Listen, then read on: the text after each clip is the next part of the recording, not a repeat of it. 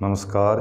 रामलाल शिक्षण संस्थान अरसीसर में कक्षा 9th के विद्यार्थियों का स्वागत है। आज अपन पहले पाठ का जो पहले 2 वीडियो बनाए थे उसमें आपको उत्पादन के बारे में बताया था कि उत्पादन क्या होता है। तो थोड़ा मैं दोबारा आपको बता देता हूँ। और जो पहला पाठ है वो एक काल्पनिक गांव है और उसका नाम है पालमपुर गांव की कहानी। पालमपुरे गांव की कहानी, ये तो देखो पाठ का नाम है। अब इसके बारे में मैंने आपको बताया था कि पालमपुर एक काल्पनिक गांव है, कोई वैसे गांव नहीं है, लेकिन इसमें जो चीज़ें बताई हैं वो गांव में जिस प्रकार से लोग अलग अलग कामों से, अलग अलग व्यवसायों से, अलग अलग क्रियाओं से जुड़े हुए हैं उनके बारे में बताया है। तो ये अर्थशास्त्र का पाठ है।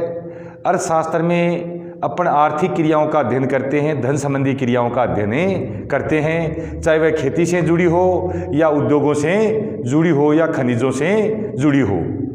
तो इस पाठ में अपने पालमपुर गांव है, तो गांव में लोगों का मुख्य व्यवसाय क्या होता है? कृषि होता है।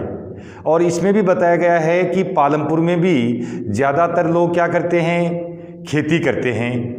खेती से अनाज पैदा होता है, तो अनाज जो पैदा होता है उसको कहते हैं अपने उत्पादन। तो उत्पादन की मैंने आपको परिभाषा लिखाई थी।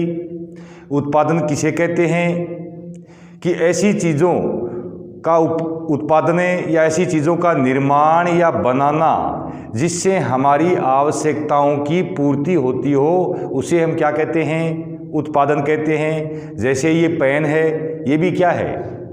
ये भी एक उत्पादन है, क्योंकि इसका उपयोग किस में हो रहा है? इसका उपयोग ही लिखने में हो रहा है। किसान खेत से अनाज पैदा करता है, तो अनाज भी क्या है? उत्पादन है, क्योंकि उस अनाज को अपने खाते हैं, भूख मिटाते हैं, इसलिए अनाज भी एक उत्पादन है। अगर कारीगर है वो कोई चीज़ बनाता है, जैसे लकड़ी से फर्नीचर बनाता है, तो फर्नीचर भी क्या है? उत्पादन है। अब देखो, इस उत्पादन को एक से नहीं होता है, उत्पादन कई चीज़ों से मिलकर के बनता है। जैसे उसके लिए कच्चा माल चाहिए। जैसे मान लो किसान अनाज पैदा करता है, तो अनाज पैदा करने के लिए उसको क्या चाहिए? भूमि चाहिए। भूमि से अनाज पैदा करता है।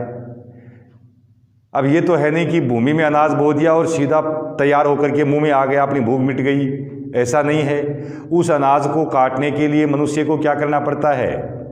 श्रम करना पड़ता है।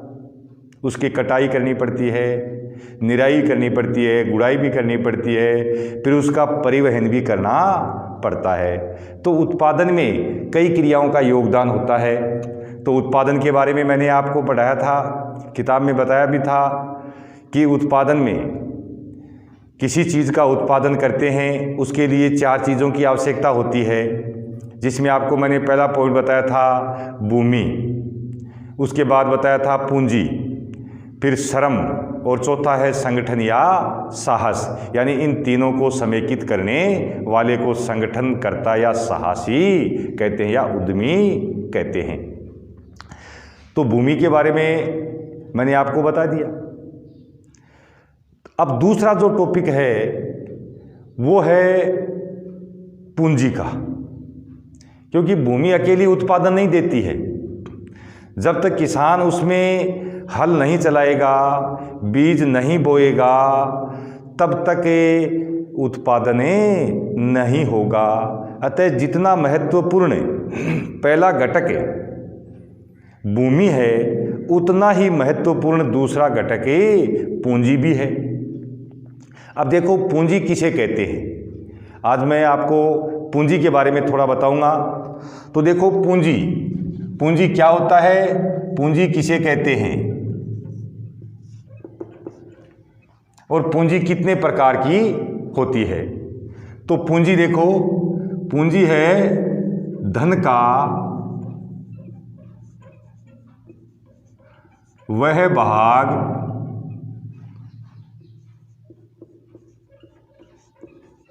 जिससे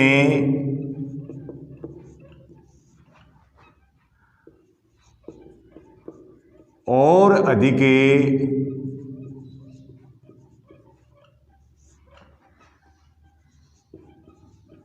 धन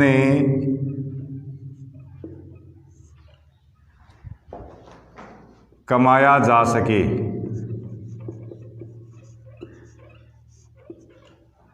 यानी पूंजी धन का वह भाग है जिससे और अधिक धन कमाया जा सके। जैसे अपन मान लो कोई गाड़ी खरीदते हैं, तो गाड़ी क्या है? गाड़ी भी अपनी एक पूंजी है। जितना अपने पास साधन था, धन था, उस सारे धन से गाड़ी नहीं खरीदी है, बल्कि धन के कुछ भाग से हमने एक गाड़ी खरीद दी और उस गाड़ी को मान लो किराए पर लगा दिया। तो उस किराए से अपनी जो आमदनी थी उसमें वृद्धि होगी, वो बढ़ेगा। यानी अपना धन है उसमें इजाफा हो जाएगा, उसमें वृद्धि हो जाएगी। कई व्यापारी लोग कारखाने लगाते हैं, कारखानों में मशीनें लगाते हैं, तो अपने पास जो उसके पास कुछ धन है, उस धन में से मशीनें खरीद लेते हैं और उन मशीनों से उत्पादन को बढ़ाते हैं। उत्पादन बढ़ेगा तो उसकी आमदनी है, आय है, वो भी बढ़ जाएगी। यानी उसका धन है वो भी बढ़ जाएगा। आज अपन देखते हैं कि बड़े बड़े पूंजीपति हैं, व्यापारी हैं, उनके पास बहुत ज़्यादा धन है। तो धन कोई एक दिन में थोड़ा ही हुआ है। उन्होंने अपने धन के कुछ भाग को किसी क्षेत्र में लगा दिया, कुछ भाग को किसी क्षेत्र में लगा दिया, उससे उसका धन दिन प्रतिदिन बढ़ता चला गया और वो पूंजीपति बनते चले गए। तो पूंजी क्या है? पूंजी धन का एक भाग है जिससे और अधिक धन कमाया जा सके। अपने पास धन है, रुपया पैसा है, उसको अपने घर में रख लेंगे तो उसमें कोई वृद्धि नहीं होगी। अगर उसको हम किसी कार्य में इन्वेस्ट करेंगे, उस कार्य में लगाएंगे, तो उससे और वृद्धि होगी, उस धन में और ज़्यादा बढ़ोतरी होगी। इसको कहते हैं पूंजी। धन का वह भाग जिससे और अधिक धन कमाया जा सके, उसे पूंजी कहते हैं। अब देखो पूंजी के प्रकार। तो पूंजी के दो प्रकार हैं।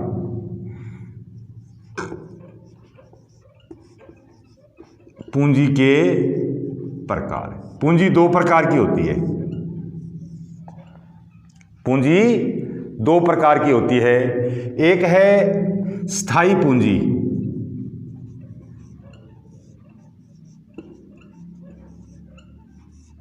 कौन सी है? स्थायी पूंजी। और दूसरी है कार्यशील पूंजी। दूसरी कौन सी है? कार्यशील पूंजी। तो देखो स्थायी पूंजी है, स्थायी पूंजी जैसे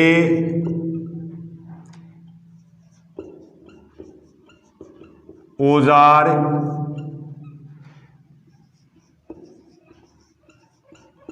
मशीनें, भवन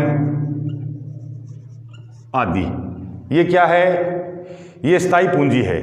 यानी इसको एक बार लगाते हैं तो ये कई सालों तक इसको काम में लिया जाता है। वो होती है स्थायी पूंजी, जिसको बार बार काम में लिया जाए।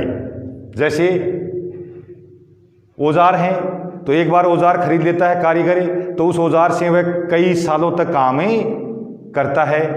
दूसरा है मशीनें, एक बार मशीन लगा लेते हैं तो वो मशीन कई सालों तक उत्पादन करती है। और भवन है, एक बार भवन बना लेते हैं तो वो कई सालों तक उपयोग में आता है। तो इसको कहते हैं जिसका उपयोग कई सालों तक किया जाता है या उत्पादन के लिए कई बार उसका उपयोग किया जाता है, वो होती है स्थायी पूंजी। दूसरी पूंजी है कार्यशील पूंजी। दूसरी है कार्यशील पूंजी, यानी काम में लेने के साथ वो खत्म हो जाती है। जैसे अपना ये पेन है, छोटा सा उदाहरण ले अपने, ये पेन का जो बाहर का आवरण है ये तो क्या है, स्थायी पूंजी है, ये तो स्थायी है। और इसके अंदर जो इंक डलती है, स्याही डलती है, वो क्या हो गई, वो हो गई कार्यशील। यानी जो जो इसमें लिखेंगे तो इंक की मात्रा क्या होती जाएगी, कम होती चली जाएगी। तो इसी प्रकार पूंजी भी स्थायी और कार्यशील पूंजी, जैसे कार्यशील पूंजी में जैसे कच्चा माल, कारीगर है, कोई सामान बनाता है, वस्तु बनाता है, जैसे मान लो कुम्हार है, बर्तन बनाता है, तो बर्तन के लिए उसको कच्चा माल क्या चाहिए, मिट्टी चाहिए। जितनी मिट्टी लाया है उस मिट्टी से उसने बर्तन बना लिया, मिट्टी क्या हो गई, खत्म हो गई। जुलाह है, जुलाह वस्त्र बनाता है, कपड़ा बनाता है, तो उसके लिए वह क्या करता है, धागा लाता है और उस धागे से कपड़ा बना लेता है। कपड़ा बनाते ही धागा क्या हो जाता है, खत्म हो जाता है। तो ये क्या है, ये है कार्यशील पूंजी, कच्चा माल। इसके अलावा नकद मुद्रा, यानी नकदी रुपए पैसे। बाजार में जाते हैं वस्तु खरीदने के लिए, तो वस्तु के बदले अपन क्या देते हैं, मुद्रा या द्रव्य देते हैं, पैसे देते हैं। तो वस्तु ली और पैसे अपने से चले गए। ऐसा नहीं है कि एक बार वस्तु खरीदने के लिए पैसे दे दिए तो बार बार हम उस दुकान से खरीदते रहेंगे कि नहीं हमने तो पहले दिए थे कब पैसे, दोबारा भी सामान दे दो, दुकानदार नहीं देगा। जितना हमने दिया है उतने का हमने दे दिया है, उतनी मुद्रा हमसे क्या हुई, चली गई। जिस प्रकार मैंने आपको बताया कि कुम्हार ने मटका बनाने के लिए मान लो मिट्टी लाया और 2 किलो 5 किलो मिट्टी से उसने बर्तन बना लिए, तो वो मिट्टी उसकी क्या हो गई, खत्म हो गई, वो कच्चा माल क्या हो गया, खत्म हो गया। इसको कहते हैं कार्यशील पूंजी। ये काम करने के साथ साथ ही खत्म होती जाती है। जबकि स्थायी पूंजी है, उसका कई सालों तक, कई बार, कई वर्षों तक उपयोग किया जाता है, वो उत्पादन के साथ ही खत्म नहीं होती है। जबकि कार्यशील पूंजी उत्पादन के साथ ही खत्म हो जाती है। तो इसको तो कहते हैं पूंजी। अब पालमपुर गांव की जो कहानी के कुछ और भी हैं, भूमि के बारे में है, ज़्यादातर किसानों के बारे में, जिनमें 6-7 पॉइंट हैं जो मैं आपको कल थोड़ा उसके बारे में 1-2 पॉइंट के बारे में थोड़ा थोड़ा बताऊंगा। और ये जो मैंने आपको बोर्ड पर लिखाया है इसको अपनी कॉपी के अंदर लिख लेना और इसी को मैं व्हाट्सएप पर भेज दूंगा आपको। छोटी सी चीज़ है, इसको आप याद कर लेना। पूंजी की परिभाषा, पूंजी के प्रकार और इसके उदाहरण। धन्यवाद।